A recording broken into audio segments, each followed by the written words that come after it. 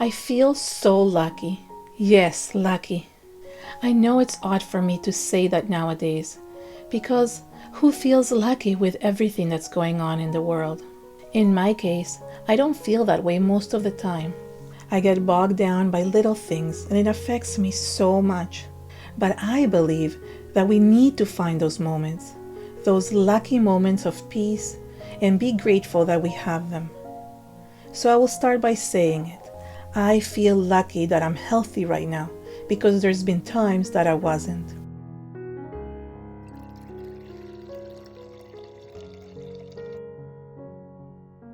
I'm so grateful for my family and friends because so many people are alone.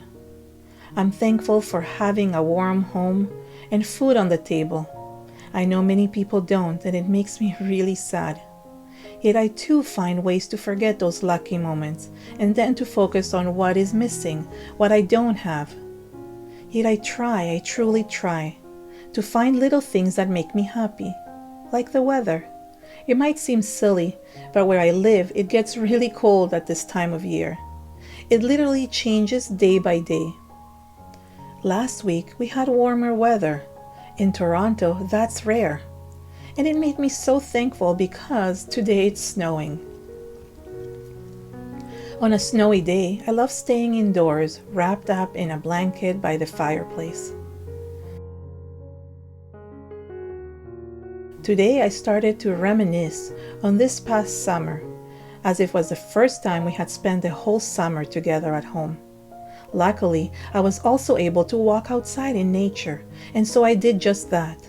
And so toward the end of summer, I had the idea that I wanted to use dried flowers in my art, to help me remember a summer that most people want to forget, because sometimes we need to remember little things when things are bad.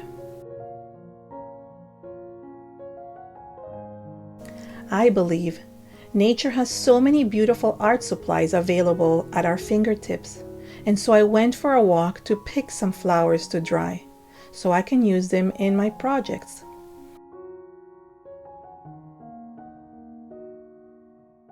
I found some beautiful colorful asters which only grow at the end of summer. I had quite a few ideas I wanted to create with dried flowers. However, I don't own a flower press, so in order to dry the flowers, I used an old book and pressed them inside.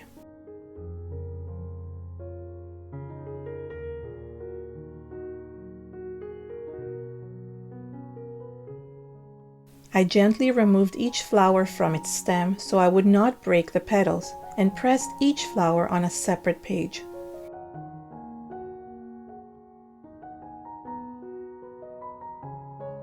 This book is very meaningful to me, as I had used it 18 years ago to press some flowers I had collected at the place where we adopted our son. Those flowers are still in there like beautiful hidden treasures. I placed the book under something heavy and let the flowers press dry for about 2 weeks.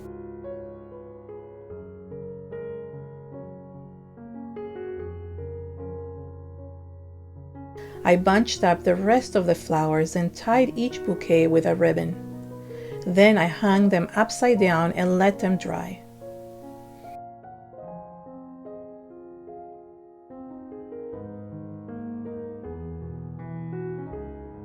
The first thing I created with my dried flowers was perfect for decorating any room in my house. But in my opinion, the second idea, which I will show you afterwards, was by far the coolest one, as it's something I can use for many crafting projects. But you'll have to wait a few more minutes to see them. The great thing is that the flowers dried beautifully in the book. Well, almost all of them were beautiful. One purple one did get smushed a little bit. But, as in life, nothing is perfect. And of course I will not waste it. I will use it for my second project. For the first project, I bought a glass display case from Amazon so I could create a hanging window decor. I took the flowers out of the book one by one, using tweezers as needed, and arranged them into the glass display. First, I added the big leafy stem and spread the other flowers. However, I realized that the long stem was too big for the composition, and so I decided to break it into smaller flowers and leaves. This helped as the mini green stems added the perfect color balance. I really love how it came out. It's the perfect display to help me remember this past summer. Every time I look at it, I will remember how lucky I am that I had one full summer at home together with my family. The second idea is by far my favorite, as not only it helps me remember this past summer, but it's also really creative. And I was able to make 3 projects out of this idea. For this idea, I needed a few more dried flowers, but they didn't need to be flat, so I cut some out of the dried bouquets. Then, I took 2 silicone molds and spread the dried flowers in them. One of the molds has the shape of a wooden tree slice, and the second one depicts 2 beautiful butterflies. The butterfly one is made by Zuri, and I have the links to these molds in the description area below. Once I placed all the flowers, I took some clear cast-in resin and mixed it into a cup. Then, I poured the resin into the molds. I do have to say that I think the resin was a bit old, and so it came out a bit yellowish and didn't mix perfectly. However, that is the only one I had at hand, and even if the tinge was a bit yellow, I love how the projects came out. I let the resin fully cure overnight. Then, I took the wooden slice out of the mold, and let me tell you that I was so pleasantly surprised. The flowers looked amazing in the casting. It's as if they were suspended in mid-air.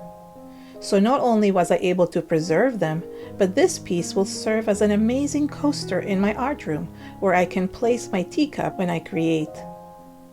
But the butterflies stole the show, as I was able to create not 1 but 2 projects out of them.